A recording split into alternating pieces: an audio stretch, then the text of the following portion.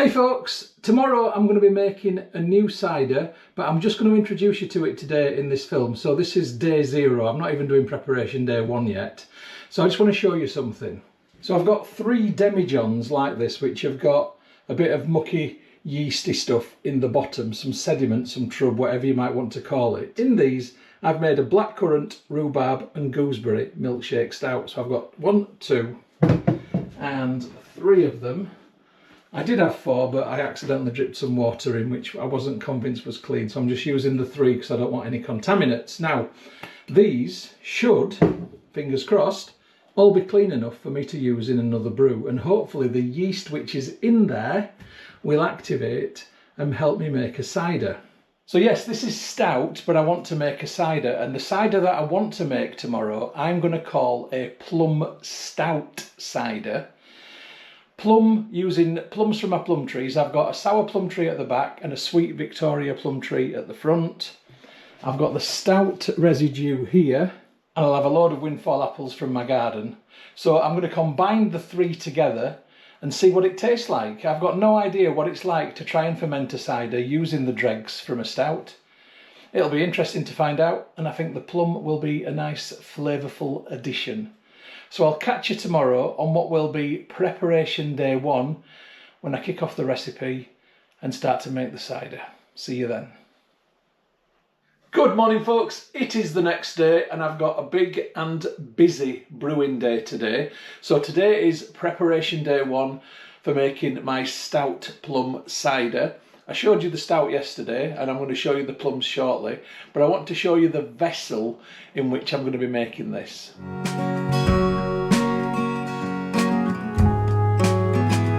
At least the vessel in which I'm going to be making the cider must, which is extracting the juice from the fruit.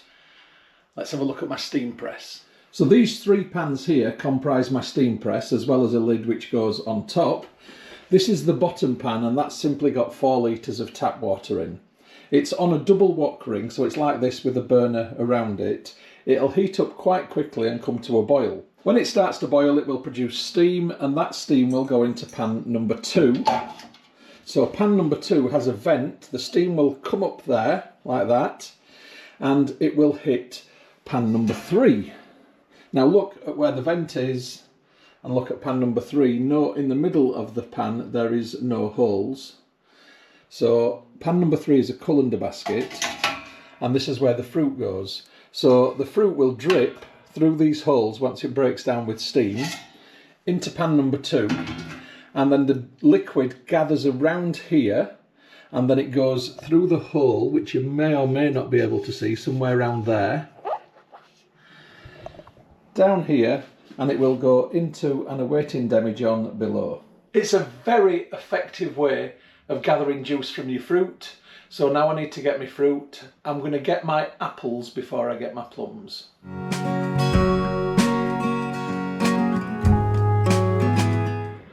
So I've got plenty of apples left on my tree, but I've also got a lot of windfalls. I'm going to start with the windfalls.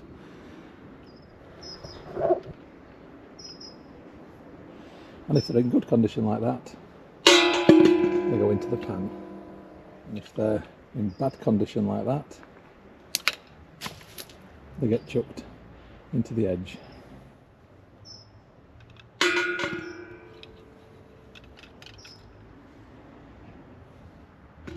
I'll be back when I've got a pan full. Right, that's the first pan full.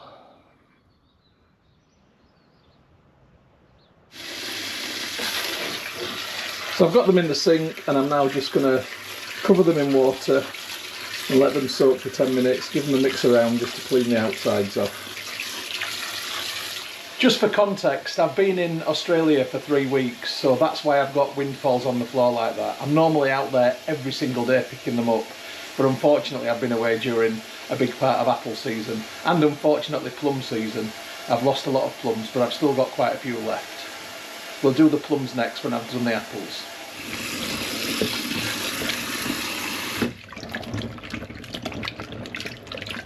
So what I'm going to do now is chop my apples and put them into the colander basket.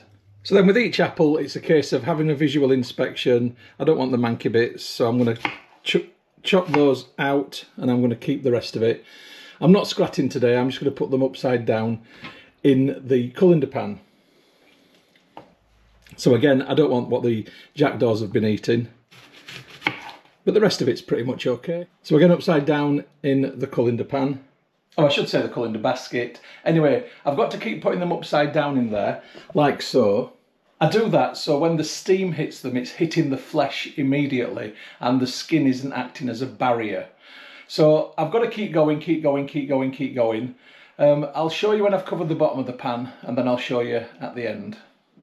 So that's the bottom of the pan covered. I'm going to keep going with the rest of these. If I've not got enough, I'm going to go and pick some more, and I want to get to about there before I start adding the plums, and I'm just going to put the plums on top. Right, I've got a slight change of plan here because I've managed to fill the basket up from what I had in the sink. So I'm going to get the apples going first and then add the plums once the apples have started to break down. So I'm going to put this on the steam press so it's all nicely tight together. Lid goes on top and I'll show you what I've got. So here is the setup. So pan of water underneath will create steam which will go up through the vent in the middle basket. It will hit the apples in the top basket. They will break down and drip into this basket here, or this pan here I should say, come out of there and into the awaiting demijohn below, which will collect very hot juice. The demijohn is stood in a metal pan in case it cracks and fails, as it's made of glass, and underneath that I've simply got a pink towel to protect my laminate floor from the heat, as it is literally boiling that comes out. So it's watering on, and now it's simply a case of playing the waiting game. This will start to produce juice in about 30 to 40 minutes. Once it starts to produce juice, the level of apples in there will drop. Once the levels of apples have dropped, then I'm going to add the plums on top. Right, I'm going to have a cuppa and then I'm going to pick some plums. See you shortly. So these are my sweet Victoria plums and they are quite delicious.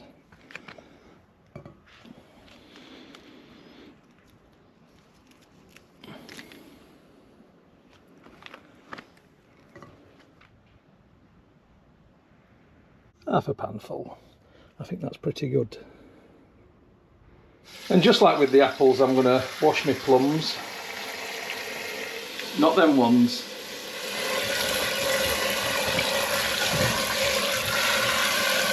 And these are absolutely sweet and delicious. Gorgeous. I'm sad that I was away. Well, I'm not sad that I was away because I've had a lovely time, but I'm sad that I've missed the peak of these. I'm just past it. Absolutely beautiful. Now, I've already been warned by the missus not to use all of the plums that are left, so I better not put any more in this brew. I've got half a pan full and that's good, and that's actually as many as I wanted from both trees. Now, just considering this cider, the front tree is sweet Victoria plums. My back tree is like sour plums, a bit like green gages.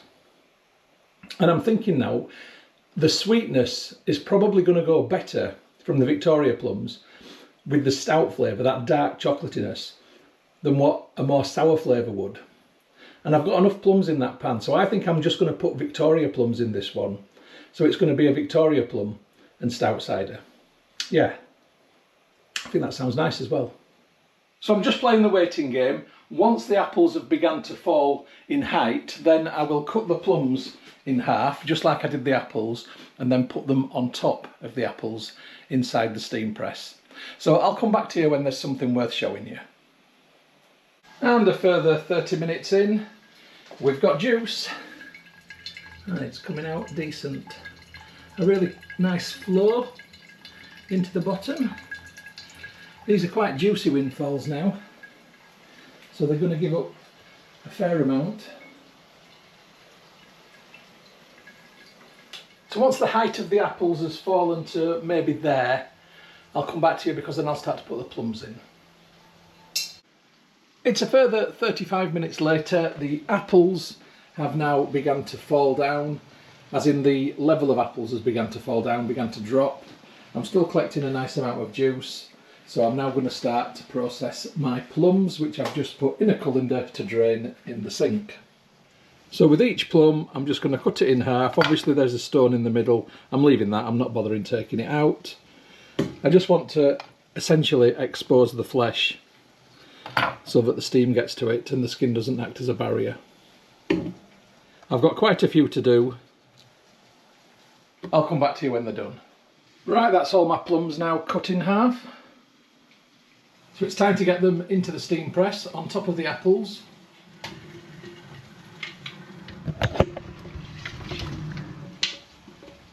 Just move them around. Lid back on. All good. I'll give you a further update in 45 minutes. It's 90 minutes later.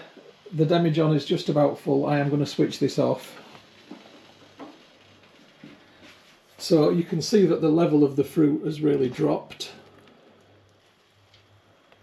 I think I've extracted pretty much everything I'm going to. But I am just going to leave this because there will be a centimetre of juice in the bottom of that. It will definitely fill the demijohn up.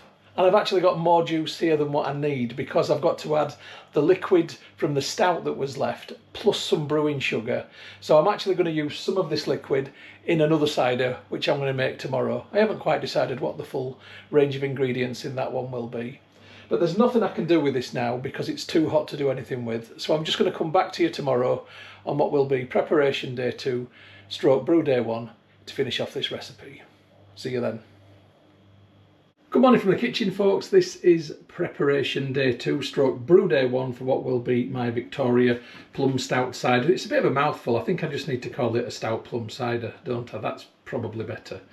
Anyway, look, this is how the juice has settled overnight. It looks pretty good to me. I'm wondering what the gravity of this is because I want to put some sugar in it to get an ABV of around 6 to 7%. 6 to 7%, that was, not 67%. So yeah, I'm going to pour some into my hydrometer tube and take a gravity reading right now. So I'll get the hydrometer in there.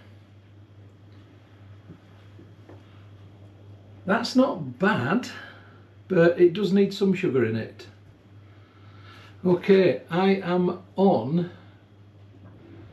2, 4, 6, 1036, 1.036. I want to get this up to about 1.052 or thereabouts.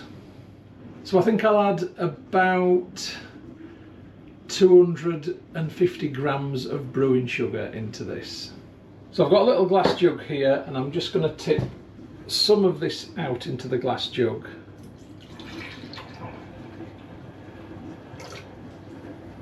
There we go.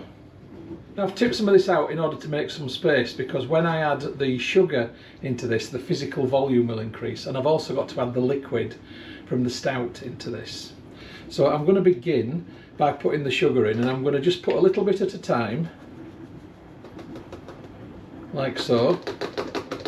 And it's brewing sugar, it's very fine and it does dissolve quite easily, but I'll need to keep going like this to make sure I'm not getting a thick layer of sugar on the bottom, because I need to have a consistent gravity reading. So this needs to have a consistent texture throughout.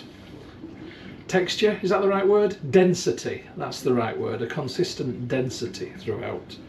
Okay, so that's dissolved all right. I've got to keep doing that until I've got all the sugar in. There's no point in you watching me do that, so I shall come back to you when it's all in. That's all the sugar in there now, it's all mixed nicely, so I'm going to add some more ingredients. I'm going to add some yeast nutrient. I'm going to put 2 nice rounded teaspoonfuls of that in there. And then I'm going to add some pectolase, which will hopefully help this to achieve clarity. So I'm going to put 2 heaped teaspoonfuls of that in there. Give this a bit more of a mix around.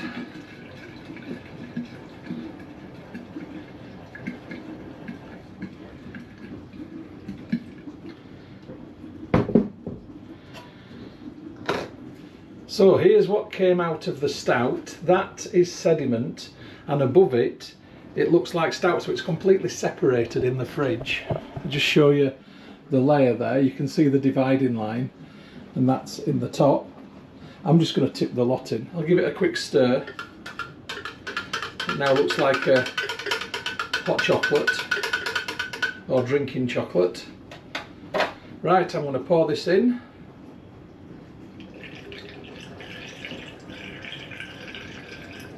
And this is going to completely change the colour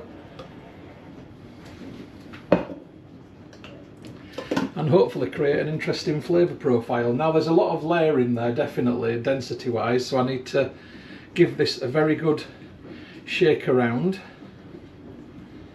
I'm getting a workout. And if I'll get a watch notification, what exercise could this go under on the Apple Watch?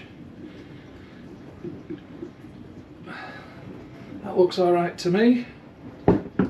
So I just go a bit the other way, just to make sure. It's got sort of a nice dark, almost, it's somewhere in between purple and brown, the colour. I can't quite work out what I'd call it. It's Frankenstein anyway. Right, let's have a look at the gravity reading of this then. Now I've got a bit of foam on top there. See if I can dissipate it a little bit. Okay, that seems a bit better now. Let's have a look, nice and gently. Right, yes, I'm a little bit higher than I wanted it to be, but it's going to be fine. I'm on 1.060, exactly 1060. So that means I should be looking at a cider that's probably going to be between 7 and 8% or thereabouts. Now I'm going to put this back in, waste not, want not. I'm not doing any tasters or anything like that. I want it to be a complete surprise what this comes out like. If it comes out like chocolate plums, I'll be well happy. Can't imagine it will, but it'd be great if it did. Right, I'm going to have a little tidy around. I shall come back to you. Okay, here it is in my living room. Stout plum cider, original gravity 1.060, brew day 1, 26 at 8th, 25. Now this is definitely going to blow through, so I've fitted a blow-off pipe, which is essentially like making a big airlock. But it's easier to clean the pipe out than it is an airlock if it does blow through. So I'll come back to you with an update on this once fermentation has begun, hopefully later today, but it could be tomorrow. But finally, before I go, the plum cider must, which I extracted from the demijohn, is going in here. And this is going to go into the fridge because that will blow through. I will lose a quantity of it, and therefore I can use this to top it up. So that's going to go back in the fridge. This has been cleaned out completely, so there's no yeast residue left in it. And this will go in the fridge until needed, and then I will top up the demijohn with it. See you when fermentation begins.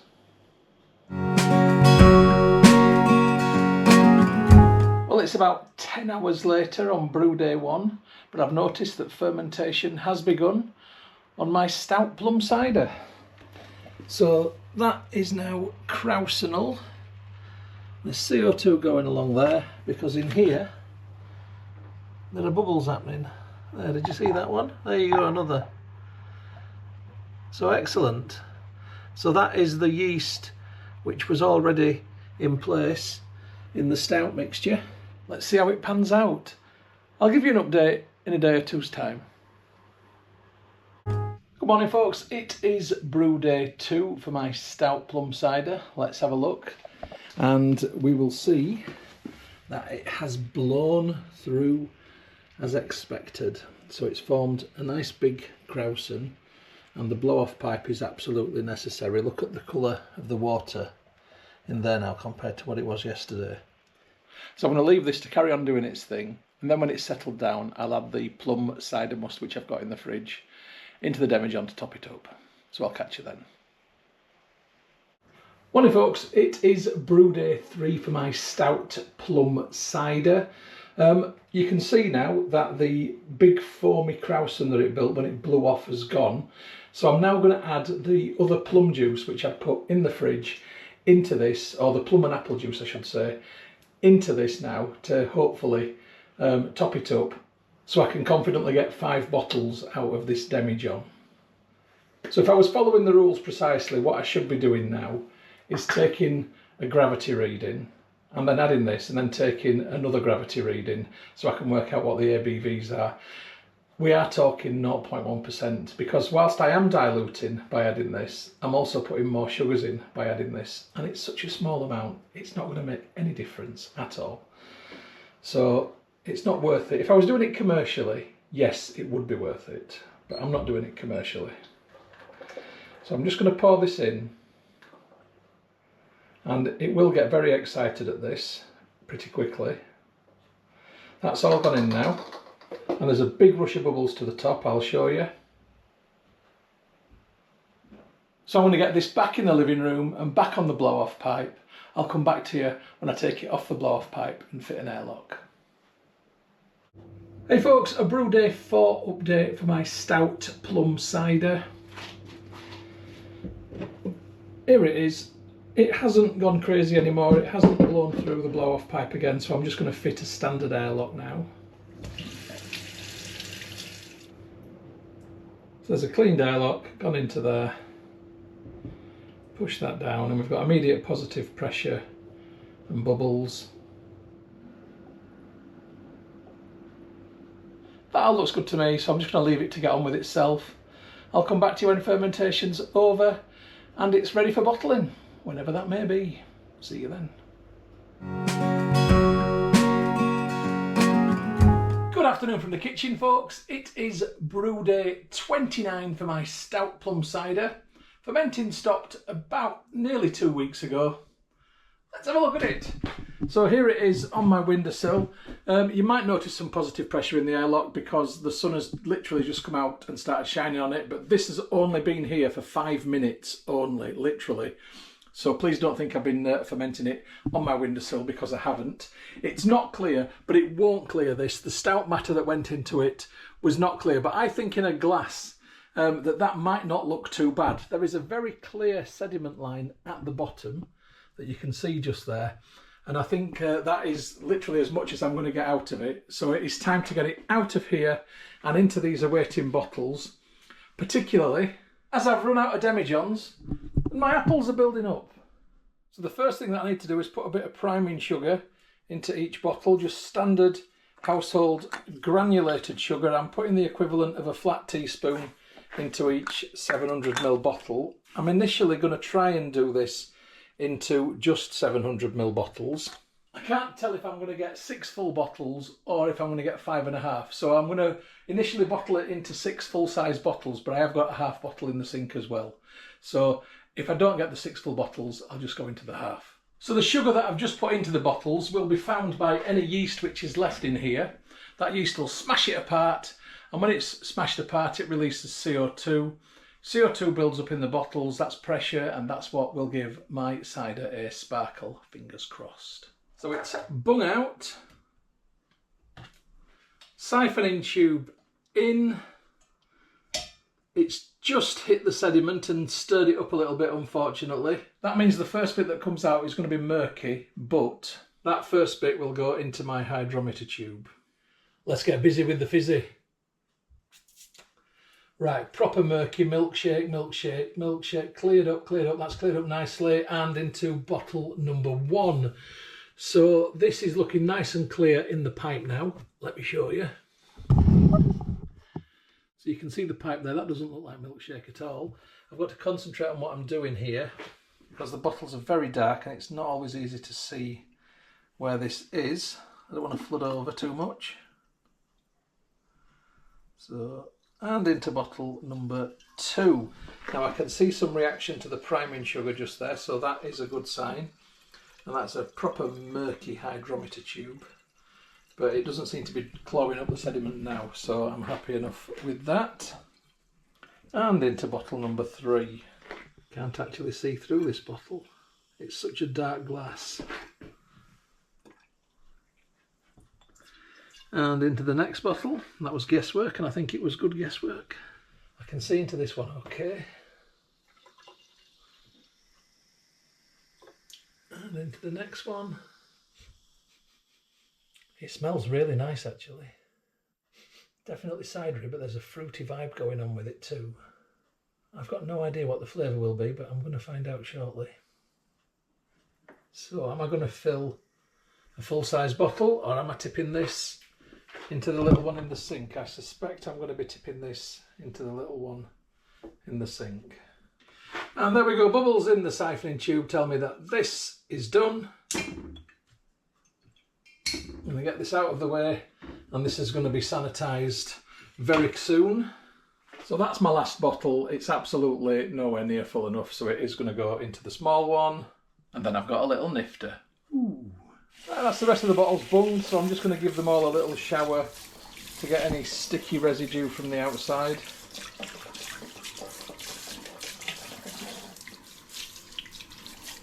So here is the hydrometer tube with the sample in it.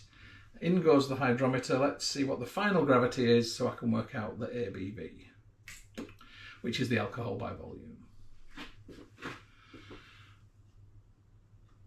And like so many of my ciders this year, it has finished dead on 1.000.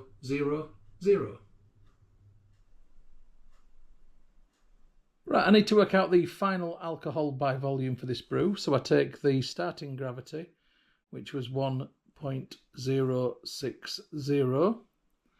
I deduct from that the final gravity, which is 1.000. That equals 0.06. I then multiply this by the magic number, which is 131.25, and that equals, drumroll please, 7.875%. I think I can say 7.9% and be very happy with that. Ka-ching. So I've made a label using a program called Printmaster on my iPhone. It's connected by Bluetooth to my Fomamo Bluetooth printer. So Stout Plum Cider, 7.9% ABV, bottled on the 23rd of September 25, and brew day 1 was the 26th of August 25. Print now.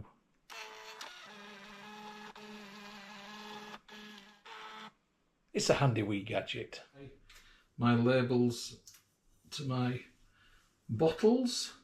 And as I'm doing this, I'll talk you through the next step in the process, because after I've put these labels on the bottles, what I've got to do is put the bottles away somewhere that's going to keep an average temperature above 19 degrees Celsius for at least a month, and that will allow them to condition. So during the conditioning process, that's when the CO2 builds up inside the bottles from the sugar being smashed apart by the yeast, and that will build up pressure-wise in there, and that's what will give the cider a sparkle.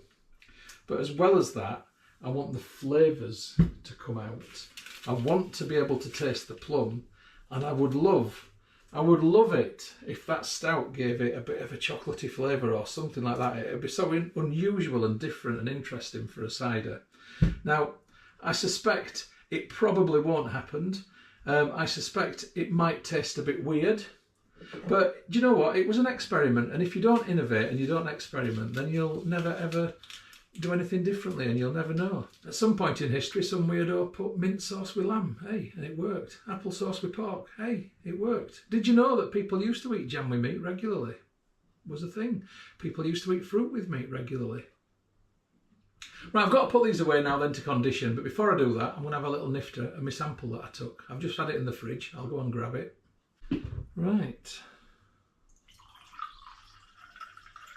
Now this might be slightly sweeter, or considerably sweeter possibly, than what the end product will be, because don't forget I put the priming sugar in the bottom of the bottle, and I did swill it round to try and get as much of it out as I could into the small bottle, but inevitably there will be some residual in here. Anyway, on the smell, it's got a lovely sort of really fruity, you've got a red fruit smell from it. Whatever that red fruit is, I don't know. It could be strawberries, cherries, it could be something, but it's red. And obviously it's plum. Let's have a taste.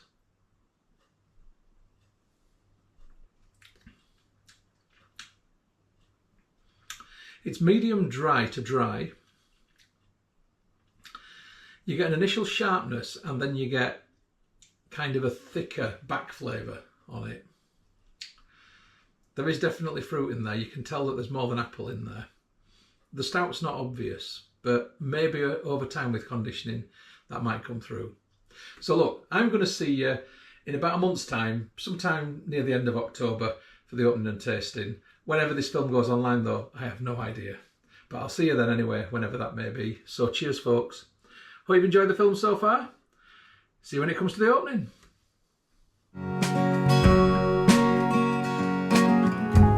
Good evening from the kitchen folks. It is brew day 67 for my Stout Plum cider.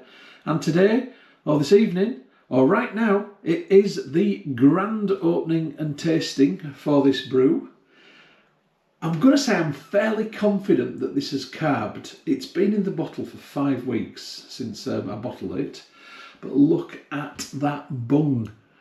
It is straining to get away from the bottle. Surely that's got to mean there's some pressure behind it. Fingers crossed, but yeah, I'm really hopeful that this is carbed. Let's have a look. Imagine if it just went flying off as I took the cage off it. Not going to happen, but imagine. I've said it's not going to happen. I've got my finger on top of it because it might happen. Right, it's not going to happen. Okay, right. Am I going to get a pop?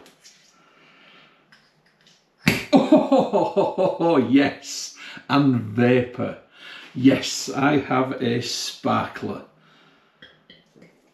Look at that. Come on. Who wouldn't be happy with that? That is officially what you call a Bobby Dazzler. Right, before I go any further, let's get an image for the thumbnail for the film. Right, just listen, listen. Oh, I'm happy with that. Right, so mad rush of bubbles from the bottom of the glass. Yeah, big fruity smells. Like a really ethanol-y, alcohol-y smell as well. What's the ABV of this one again? So this is 7.9%, so it's a good percentage. Right, let's go in there.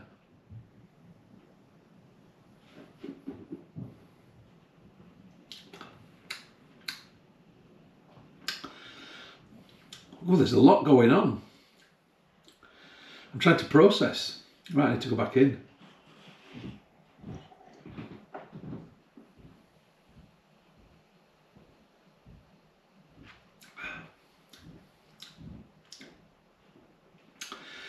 First of all, you get a definite big sort of fruity bouquet type taste. Your mouth fills with a fruity flavour. It's also very gassy. But then that fruity flavour immediately becomes quite tart in like a lemony zesty type way, not in a bad way. And it gets replaced with something which I can only describe as square and boxy. I need to go back into this.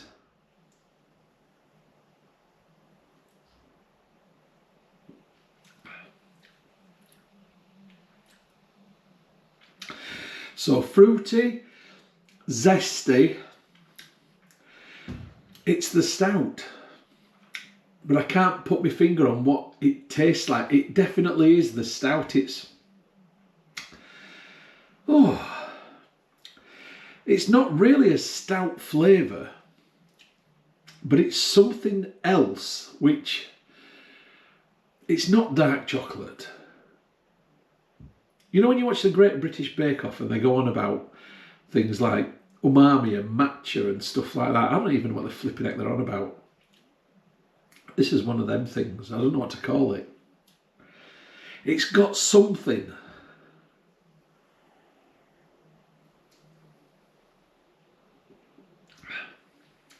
It's definitely not unpleasant. This would be a nice summer drink, in all honesty. So the plum flavour is there, but it's a very dry plum flavour. And I'll be truthful, if I didn't know that they were Victoria plums, or whatever sort of plums they were, I'm presuming they were Victoria. I need to rewatch the film because I can't remember. But I think they were Victoria plums.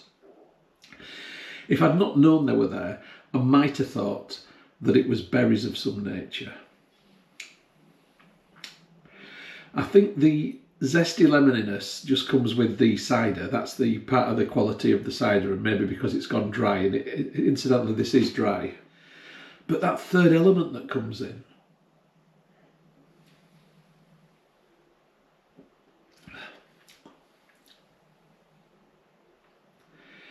it's almost like you get a third helping of fruit flavour, but it's a different, darker, heavier flavour that comes right at the end. So you get fruity, zesty, and then something really heavy and dark at the end. It's absolutely not unpleasant. There's just a lot going on. I'm trying to, you know, get my head around it. Anyway, look, the point in the experiment was, would it work if I use the dregs from a stout with plums from my plum tree and apples from my apple trees to make a cider? And yes, it does work. It has worked. This is great. This is a really nice cider, and I'm going to enjoy it tonight. So it's a success, and I think I'll leave it at that. I'll stop trying to think of a metaphor or a descriptive word because I can't think of one. So cheers folks, I hope you've enjoyed the film. Thanks very much for watching it this far. If you haven't already subscribed to my channel, please do so. I'll really appreciate it. Leave me comments, ask me questions. I do tend to respond to all of them, so unless I miss them, but I generally do respond to them. And please keep coming back. Your viewership is really appreciated. So cheers to you all, happy brewing, and I'll catch you on the next film, whatever that may be.